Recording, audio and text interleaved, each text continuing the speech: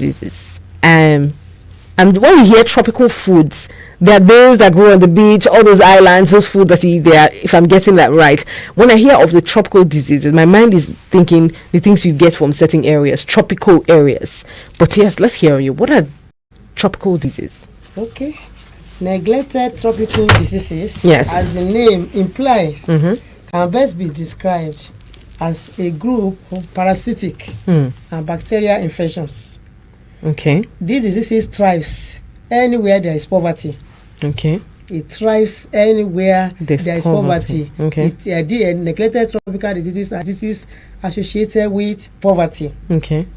And they are very common where you have substandard housing conditions, inadequate or lack of good water sources, poor environmental hygiene, lack of basic social amenities. Okay. And that is why it is termed neglected tropical diseases, because in the Western world they are no longer dealing with issues like that. Okay. They have eliminated the diseases in the Western world. Okay. And by now we now find the diseases in tropical regions of the world. And that's why the word neglected tropical diseases. Because other people have created a milestone from that point. It thrives now in neglected in the tropical regions of the world. Okay. Yes. All right. So in Nigeria, which areas, can we say neglected tropical diseases are much more predominant? In fact, when you look at because in treating neglected tropical diseases, we are partnering with WHO, World Health Organization, and development partners. We are working with government. Okay. So neglected tropical diseases are present all over Nigeria. All over Nigeria. In the 36 states of the Federation and FCT. Okay. It thrives everywhere in Nigeria. So there's no hiding place. No hiding place, and everyone is at risk. Everyone is at risk. Okay. We have neglected tropical disease in the 36 states of the Federation. Okay. And Federal Capital Territory. Yes. Wow. So tell us, what are the examples of these neglected tropical diseases? Okay. WHO classified 20 of them. Okay. But due to paucity of funds controlling these programs. Yeah. So for now, in Nigeria, we are dealing with some of them, at least 5 or 6 of them. Okay. At least for now. One of them is onchocerciasis. Onchocerciasis, where the local general name of the people call it is river blindness. Oh, onchocerciasis. Yes, river blindness. Okay. The second one is schistosomiasis. Yes. So the third one is lymphatic filariasis. Okay.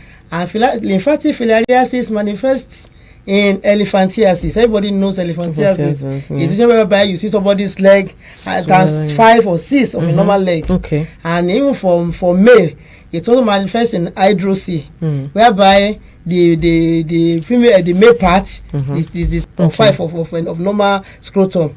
Okay. So the lymphatic filariasis manifests in hydrosy, in elephantiasis, lymphedema. Swelling. So it's basically swelling. Yes, in any part of the body. Okay. We also see trachoma. This one has to do with eye infections. Yeah. That people will go blind because some of these diseases, if you don't treat them on time, so they can be reversible. So and the last one is that we see not the last, the second to the last, we treat soil transmitted emethiasis, which has to do with intestinal worms. Okay. Mostly common among school children. Okay. Recently we have added rabies. And snake envenomy. That is snake bites. Snake bites. Okay. That is we now live in the FCT now and all over Nigeria. If somebody is suffering from snake bites, we have so many centers, National Hospital, Gogora Teaching Hospital, where you can access medicines free of charge. Free of charge. Yes. Okay, let me ask, how do people come down with these illnesses? Because I know about elephantitis. Yes. I've heard of it, but I don't know how people get to have this. Are they bitten by something? Or for every one of these illnesses you've called, river blindness, snail fever, elephantiasis, intestinal worms. Yes. And the rabies, another one is associated with dog bites. Dog bites, yes. And snake envenomy. Snake bites. So how do we get all this river blindness? Okay, let's start with river blindness. River blindness now. There's some black fly. and you can always see this black fly in a fast running river. Okay. That's where they can be found. Fast running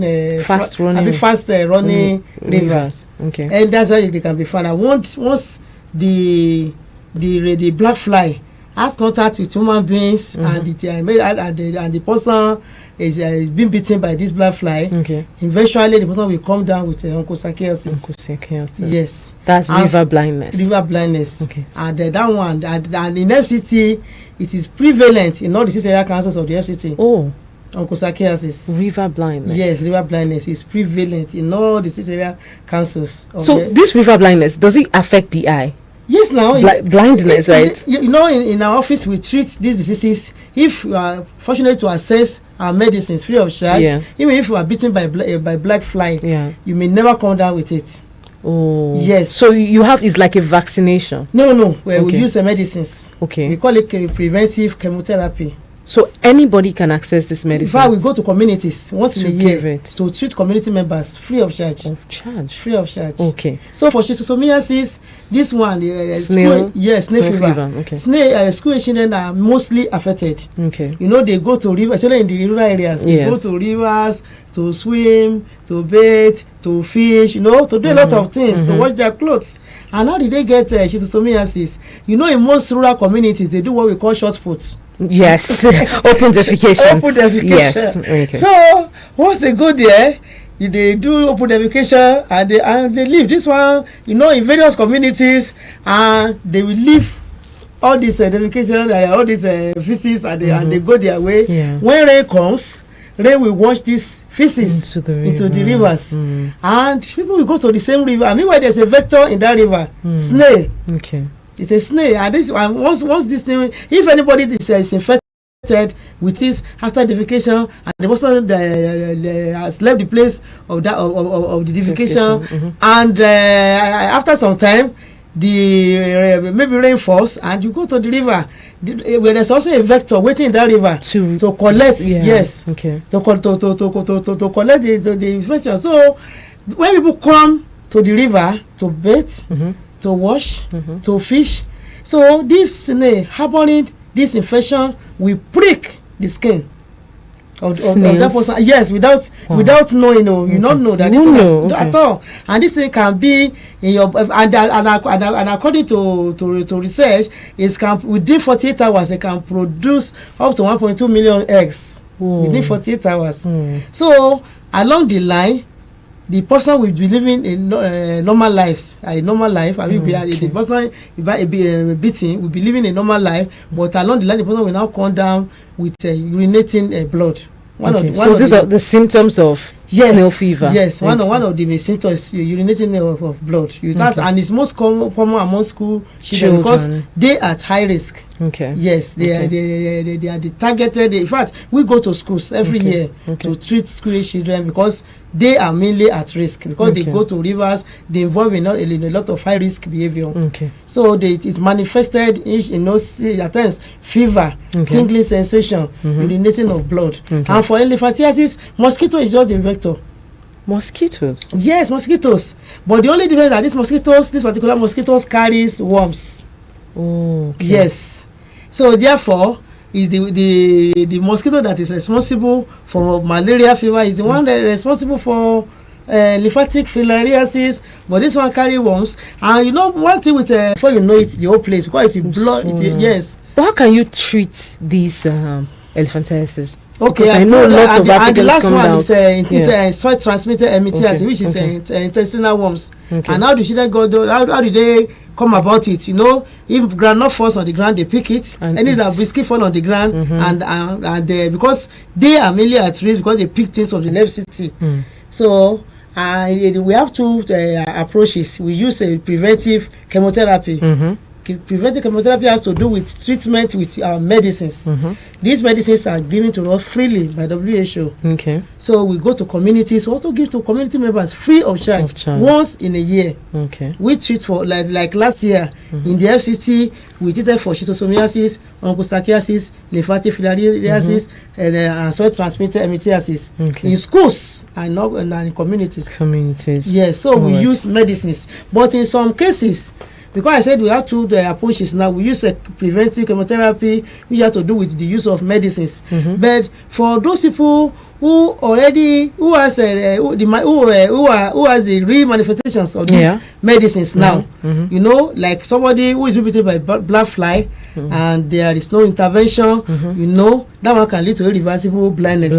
And for somebody being bitten by this particular mosquito that is responsible for lymphatic filariasis, if there is no intervention, the leg, you know, it will block all the lymphatic vessels. The water will now accumulate. So therefore, if there is no intervention, and we did not see the person on time, even if we use medicines, their condition may be described as irreversible. So what we do, which is an approach we call integrated disease management. Okay. And how do we do that? We just teach them how to manage it.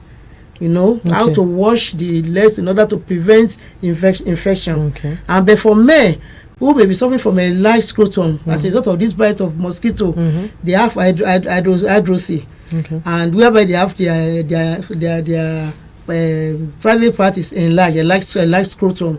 So in FCT and all over Nigeria, at least the partners, they are collaborating effectively with us by providing free surgeries. So this can be corrected with surgery. Yes, for men it can be corrected with surgically. So like last year in FCT we did over 100 surgeries. So for hydrocelectomy. Yes. All right. Yes. But you didn't tell me the symptoms for the other ones, like the river blindness. You told me for snail fever, where blood urination and all of that. I've mentioned that of lymphatic filariasis. Yes. I said that swelling. No swelling. When there's accumulation of fluids, it leads to lymphangitis and there's a big swelling. It can happen in any part of the body. Yes, but you have breast, said it takes. Yes, but you say it takes like 4 years for these things to physically manifest. That's the minimum. Can be up to 8 years. That's why I say it has high morbidity and low mortality. So now, like malaria, TB, and HIV, that will happen and it does kill people. So how do you know when it has bitten you now? How do you know? There's no way to know until it manifests. No, the only way you can know, if you are very careful, if you go to do the test to confirm whether you have. We have laboratory services that so will they can tell that. You. But if you don't have access to it, as long as you come to our office or anywhere we are doing mass administration of medicines, and you treat yourself, you collect our medicines to prevent this entire and neglected tropical diseases. Receiving the medicines first of all. Yes, and personal and environmental hygiene. Personal. It thrives wherever there is poverty. Yes. So therefore, and that is why we don't have it in the Western world. Yes. We don't have this disease in the Western world. Yes. Because this disease thrives anywhere there is poverty. So if there is adequate promotion of personal hygiene, environmental hygiene, provision of basic amenities. Can you just imagine? There was time we went to Abajeda Council, and as we were passing, we saw a group of women. They were drinking water from a stream, and near them we saw cows drinking the same water with them. So we stopped. Women, please, these things, there's no way. They said, give us water now. Provide water. Where do we get water? No water to drink. So they were drinking. So as long, even not because we are even treating annually, maybe it would have escalated much more. Much more than what it is. So government should do their own bit by providing basic social amenities. Because in FCT, you'll be surprised that you have so many. About the burden of the neglected tropical disease in the FCT. Okay, like I said earlier, like onchocerciasis, which is called river blindness, it is prevalent in all the 6 area councils. All the 6 area councils in the FCT. And that's why everybody living in FCT is at risk. Wow. Even though they call it neglected, but it's doing a lot of harm. A lot of damage to our community members. So everybody is at risk. Even last year we did we did survey at least to look at the prevalence and the impact. We did the epidemiological survey and entomological survey, which has to do with catching of black flies. At the end of the exercise, at the end of the survey, 2 area councils are still heavily endemic. Which is Kwali and Abaji. Wow. So we have to double the treatment. If we treat in other area council once, we have to treat Abaji and Kwali twice in order to bring down the burden. So about schistosomiasis, snake fever, all the area councils in the FCT, it's also endemic. So everybody is at risk. Okay. Because some of these vegetables we buy in the market, snails, they even wash them from the same river. Yes. Highly infested the river with the vector.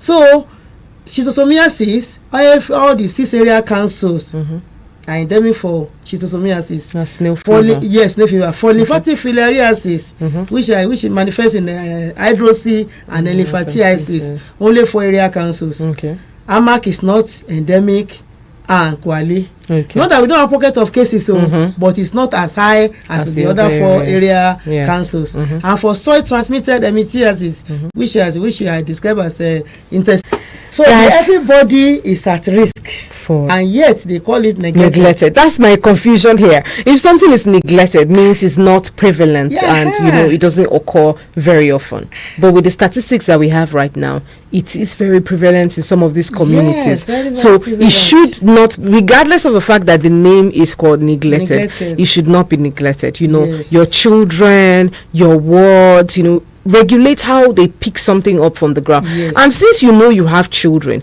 the floors should be clean at all times, because it would be a lie to say you can regulate what they pick from Jane.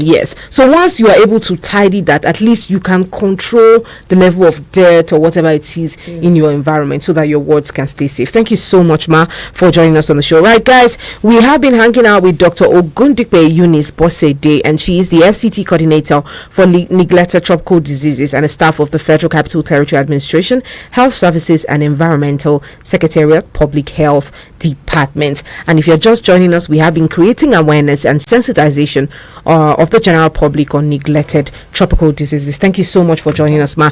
Let's go on a very short break. When we get back, we'll keep up this conversation right from where we have left it. And I hope we're picking one thing or two. It is important. Health is wealth. We cannot overemphasize that. Keep it locked in. We definitely will be right back. Best music from yesterday, today, and tomorrow. This is 102.3.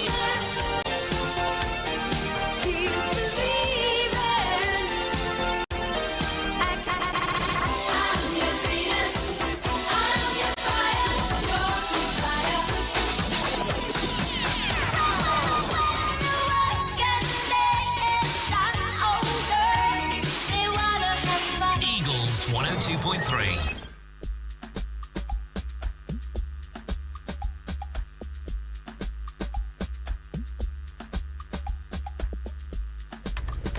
All right, welcome back, and thanks for staying with us. You are still tuned into Eagles 102.3 FM Abuja, and this is your radio experience you can count on.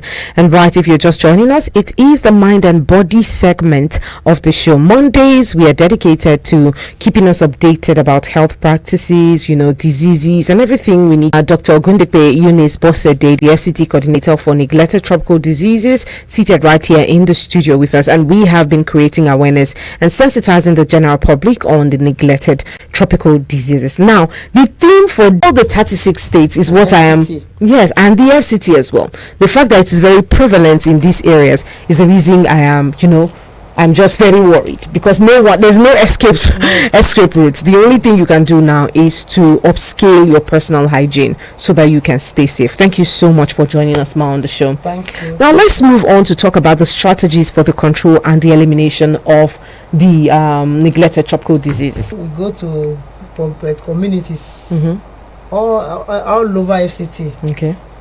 But in this strategy, we do community-based treatment and school-based treatment. Community-based and school-based treatment. Okay. In communities, we treat for onchocerciasis, and lymphatic filariasis. Okay.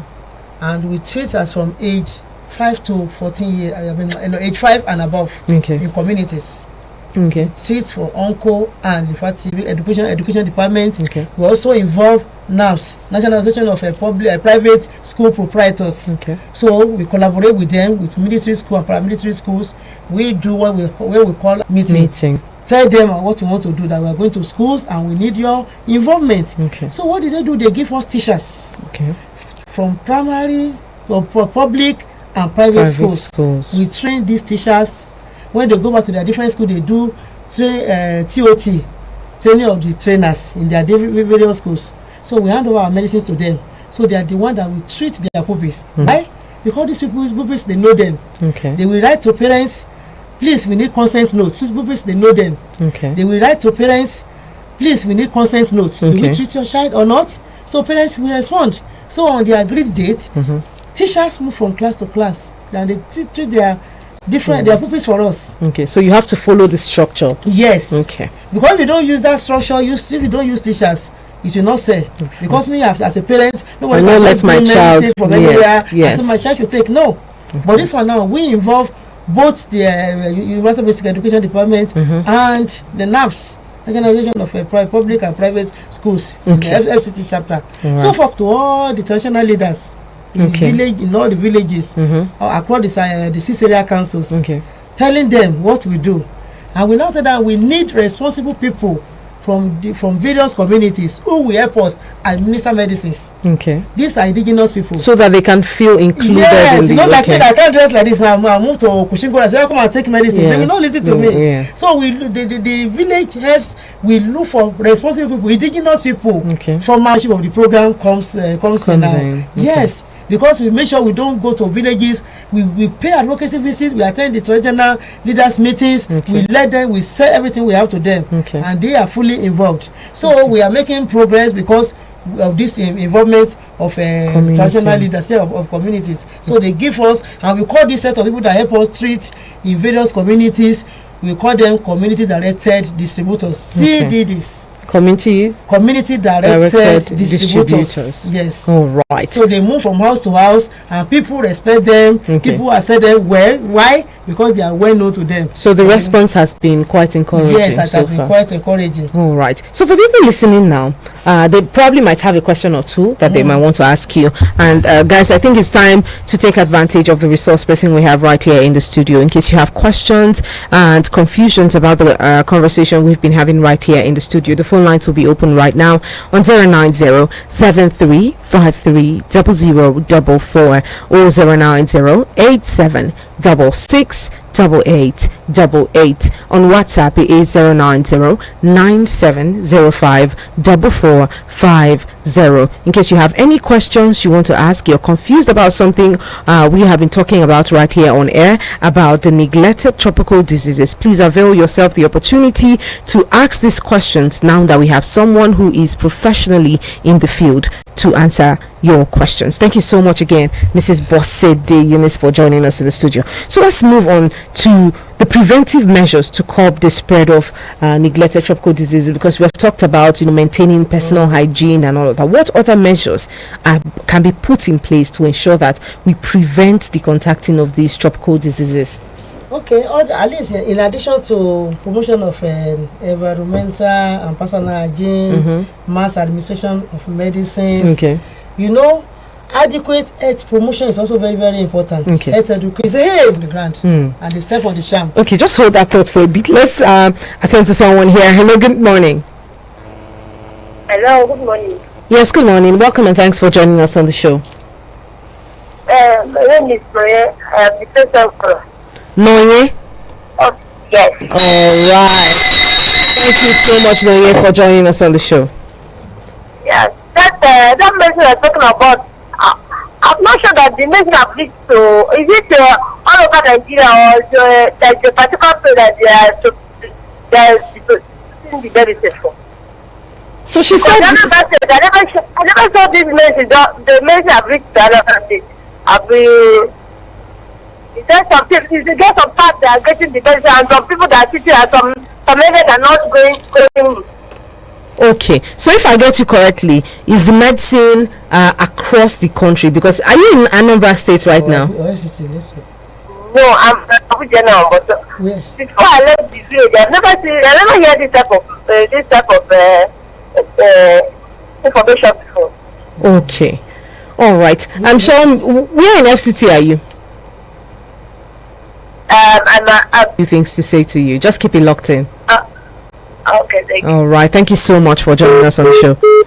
What we normally do, we go to communities, and before going to communities, we tell the village heads. Usually, they don't call them town criers now. Yes. They call them town announcers. Okay. Okay. To involve community, that's their own way of disseminating information in various communities.